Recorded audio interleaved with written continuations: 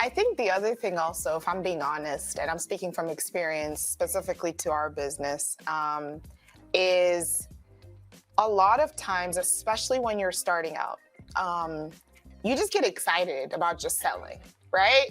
Like somebody actually wants to use my services. Like, oh my gosh! Like, and then I think what ends up happening is you run into the risk of then over promising and under delivering. And I think that's like I've seen that at bigger companies than our business, you know? And it's just one of those things where I think you get excited, it's a new product offering, or even if you're a business, right? Like you're a small business owner, you're like, man, like I'm excited, like somebody contacted me, like even if you do like, let's say coaching, right?